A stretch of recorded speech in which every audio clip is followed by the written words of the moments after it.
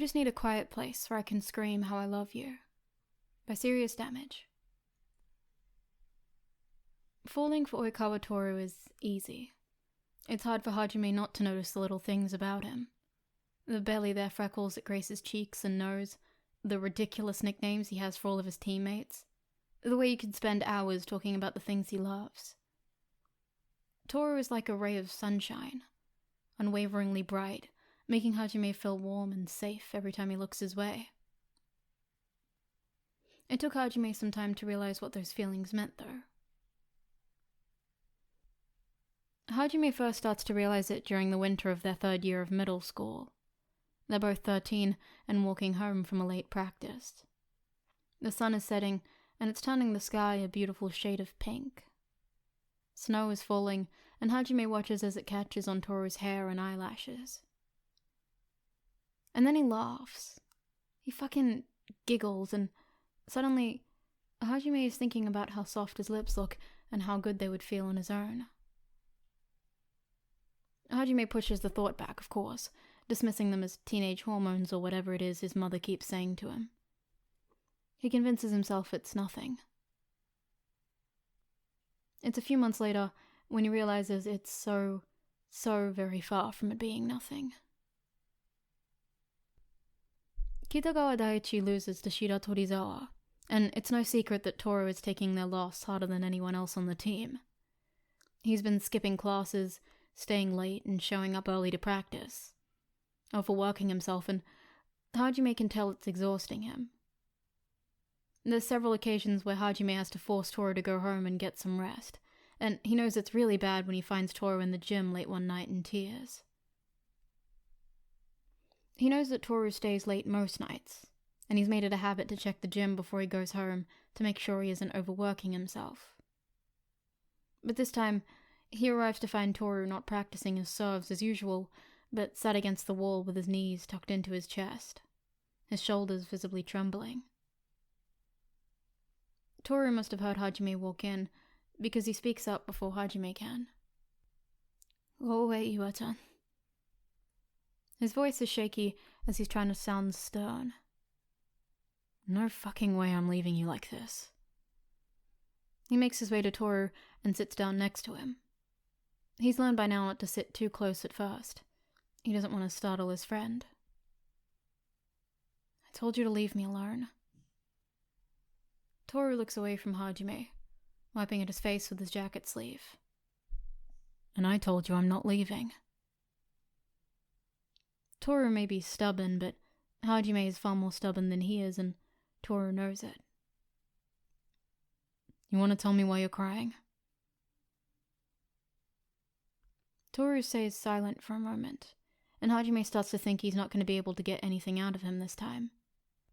It isn't rare for Toru to shut down and not say anything when someone asks him why he's upset, and it's anyone's guess whether he'll shut down or open up this time. "I wasn't enough," he says. Hajime is about to open his mouth to speak, but Toru keeps going. "I wasn't enough to beat Ushiwaka, no matter how hard I tried. I tried, Iwa, I really did. I tried my best, and it still wasn't enough." "You did your best, that's all that matters."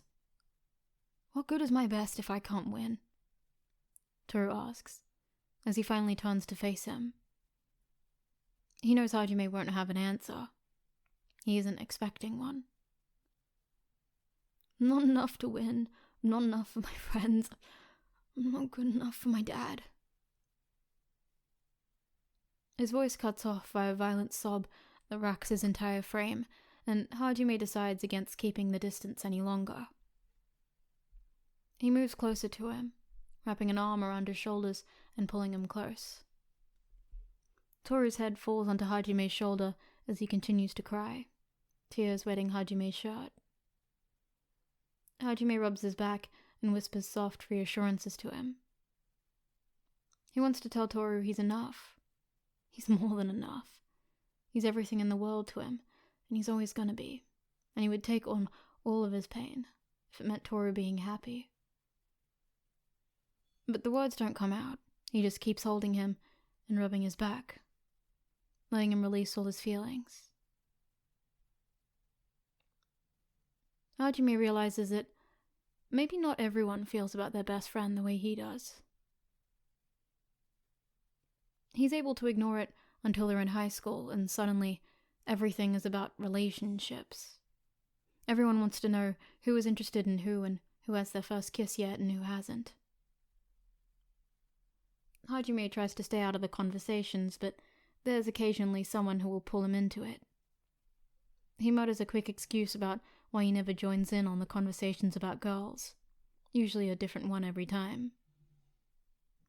But it's different when Toru is the one pulling him in. The ground is still wet from the morning's rainfall, and it all feels a little gloomy as they're walking home together. Toru is talking about a girl, someone from class 5 who is definitely far too smart for him. He's not really paying attention, he's learned to tune it out by now. But his ears hone in when he hears Toru say, "You should ask her out." "What?" Hajime sputters. "She clearly likes you, it's obvious. Honestly, I'm a little jealous." "I'm not gonna ask her out." "Oh, why not?" Toru whines. "She's not my type," Hajime says. And he's not exactly lying. Toru groans, rolling his eyes. "Seriously, Iwa-chan? Come on. What real reason could you possibly have not to ask a cute girl out?"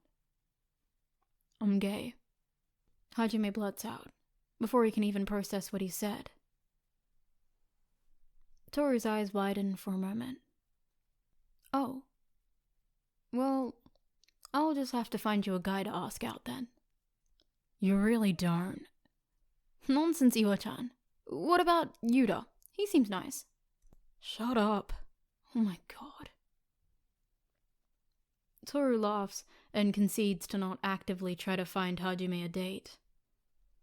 Hajime just wishes he could tell Toru how warm his laugh makes him feel. Now he wants to kiss that stupid smile off his face. Hajime and Toru are freshly 15 when they're invited to their first real party. The girls' volleyball team at Seijo had won their most recent tournament, and the captain was hosting a party. She'd invited the entire boys' volleyball team. Hajime rejects the initial invitation. He's not an overly social person and doesn't think he'll enjoy the party.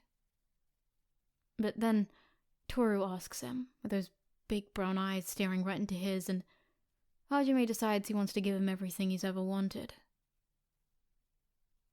The party is only a few blocks away from the street where he and Toru live, so they end up walking to the party together. They arrive just as it's starting and quickly blend in with the crowd. Toru spends a lot of his time chatting up a girl from the girls' volleyball team, while Hajime stays in the corner, nursing a mostly flat root beer.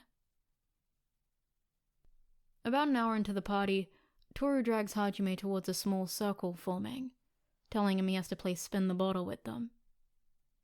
Hajime reluctantly lets himself get dragged along, figuring it can't be too bad, as he takes his seat next to Toru in the circle. He figures the worst that could happen is a bad kiss. They slowly move around the circle until it's Hajime's turn. He reaches over and gives the bottle a spin.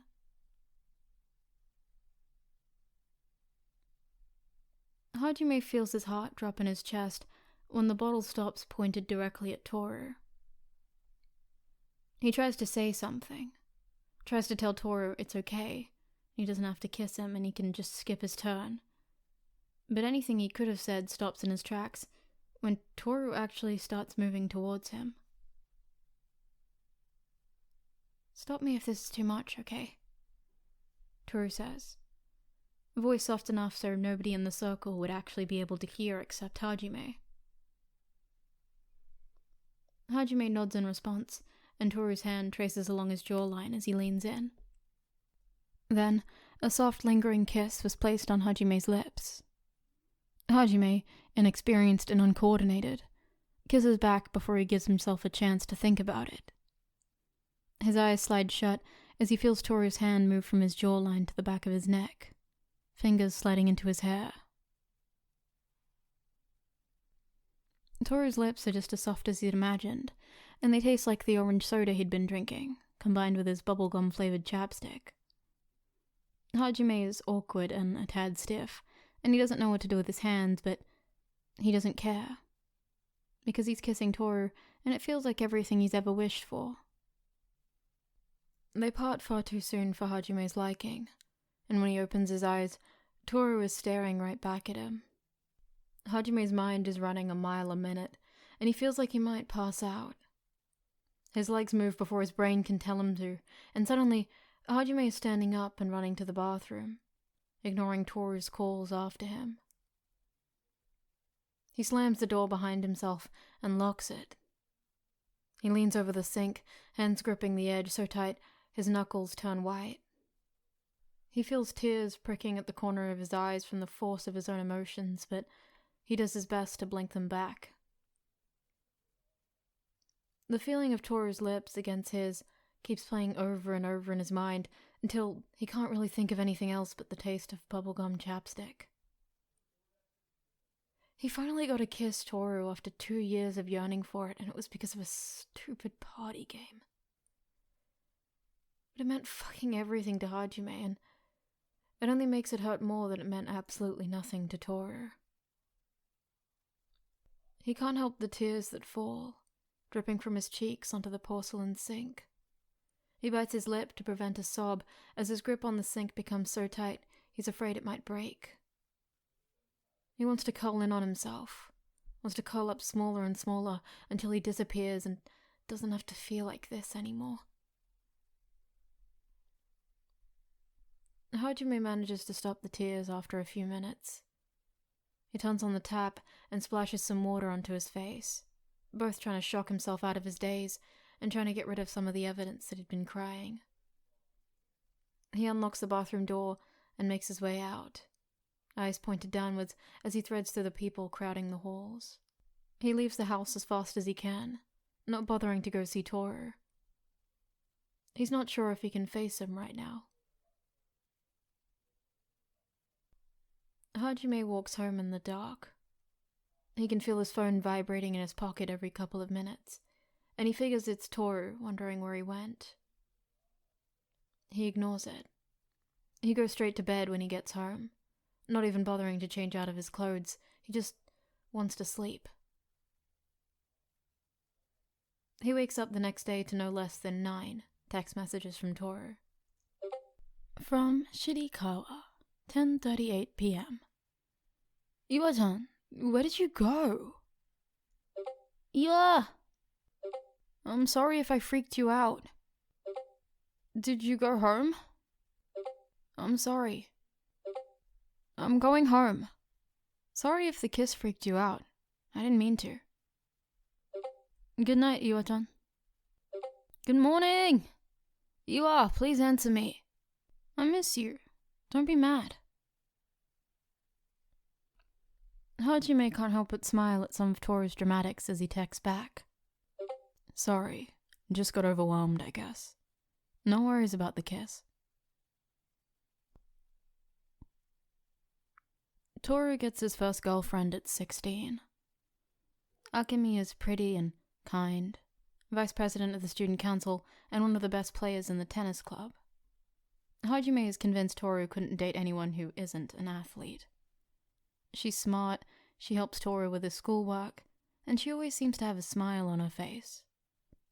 She has the same brightness in her that Toru has, and it's blinding.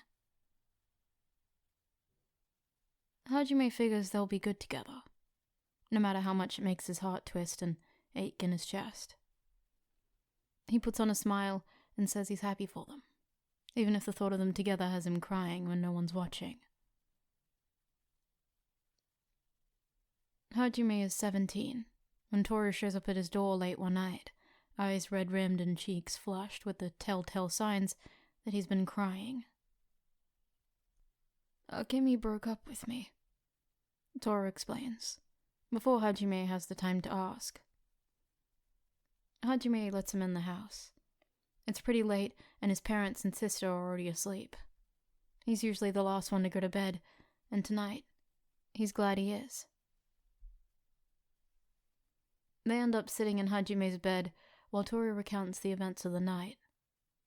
He and Akemi had a date planned, a dinner at some fancy restaurant Toru's mother had suggested.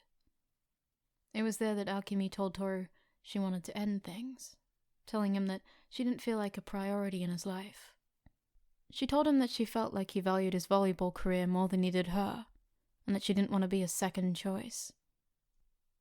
I didn't know what to say, Toru says through tears.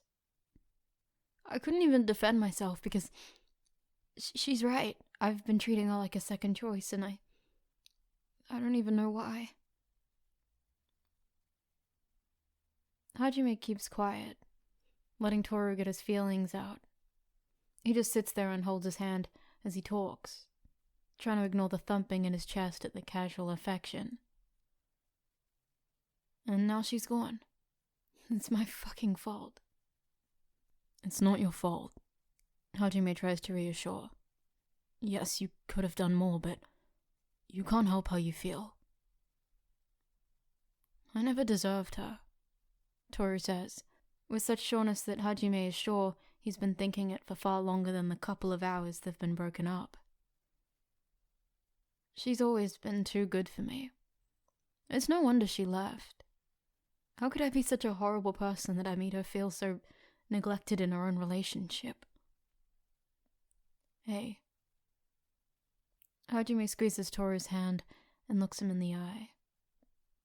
You're not a horrible person, Oikawa. But nothing. Hajime cuts him off with a snap. He's thinking heavily on every word he says, scared he'll say too much if he doesn't. He wants to tell Toru how much he feels for him, how much he's loved and needed and wanted, but he can't. That wouldn't be fair to him. Not now, at least. You're not a bad person. I know you don't think that, but you're wrong, okay? I need you to understand that.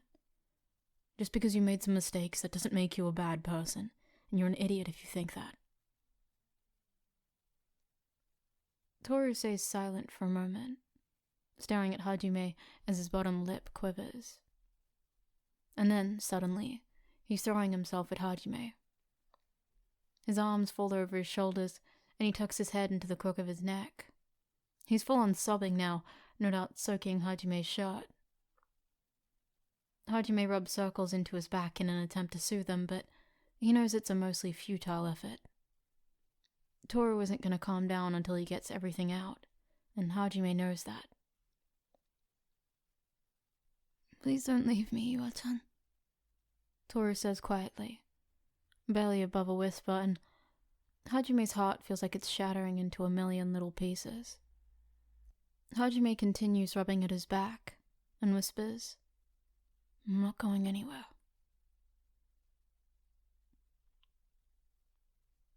They're 18 and Hajime is helping Toru pack up his things. He's flying to Argentina in 3 days, and Hajime is leaving for California soon after. Hajime knows this might be the last chance he gets to talk to Toru before he leaves, but, as always, there's something stopping him. Hajime is scared. He's scared that if he tells him, Toru won't say he feels the same way. He's scared he'll lose his best friend if he tells him just how much he feels for him, right when he needs him the most, but most of all, Hajime is scared that Toru will feel the same way.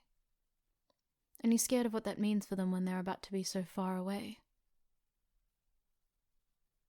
Most of Toru's things are in boxes or bags, just leaving some bare essentials for the next couple of days before he leaves.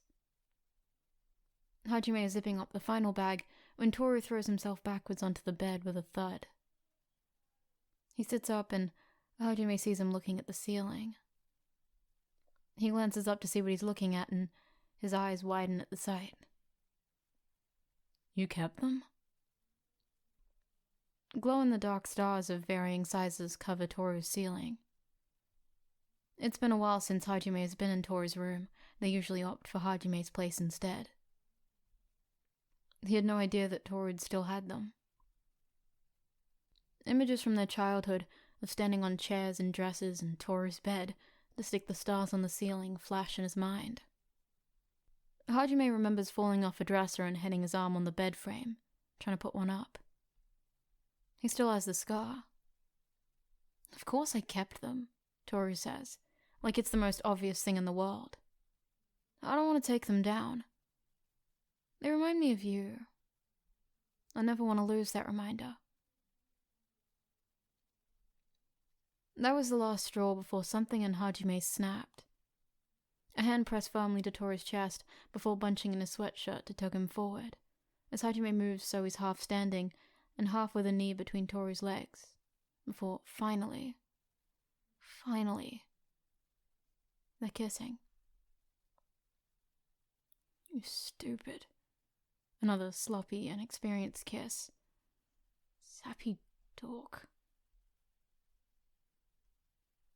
Hajime isn't expecting it when Toru kisses back, leaning forward into the kiss and lacing fingers into his hair. 4 years worth of pent-up feelings, love and adoration and yearning poured into the kiss, into the way Hajime's grip on Toru's sweatshirt tightens and the way his teeth tug at Toru's bottom lip. Hajime swears he nearly loses his balance when he feels Toru tug at his hair.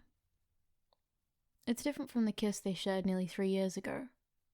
It's charged and messy, yet delicate at the same time. A mix of teeth and tongue and lips, and it has Hajime fucking reeling. It's several minutes before they part.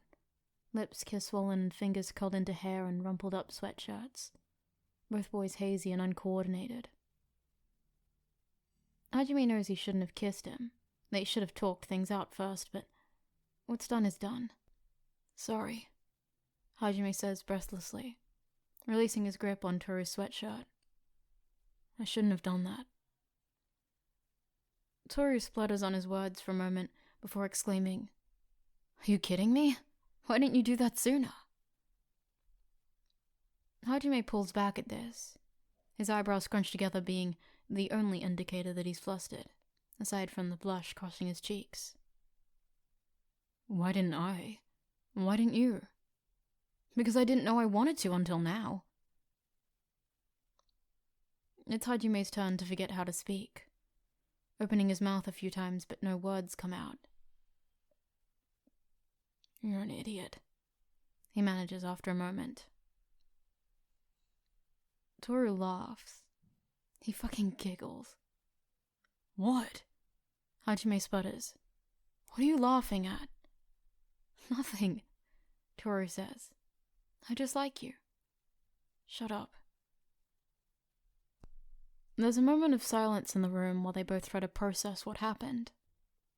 Hajime quietly takes a seat next to Toru on the bed, and Toru almost immediately reaches over to entwine his fingers with Hajime's. So, Hajime starts. What happens now? Toru looks at Hajime in confusion. What do you mean? You're leaving, Oikawa. Okay, you just had your tongue in my mouth. I think you can call me Toru. I'm being serious. Hajime takes Toru's hands in both of his and moves to face him. You're leaving for Argentina and then I'm gonna be in California. How are we supposed to do this if we're so far apart? I don't know, Toru begins. Reassuring. Shut up, I'm not done. Toru looks Hajime in the eye, and Hajime can feel the sincerity. I don't know how we're gonna do this, but we are. Toru's free hand reaches up to cup Hajime's face. We'll figure this out. Hajime takes a deep breath, in and out. Promise? I promise. Toru gives him a smile. I love you, Hajime. Hajime swears he could die right then and there. He's gonna pass away sitting right there on Toru's bed, but it's okay, because at least he would die happy. I love you too,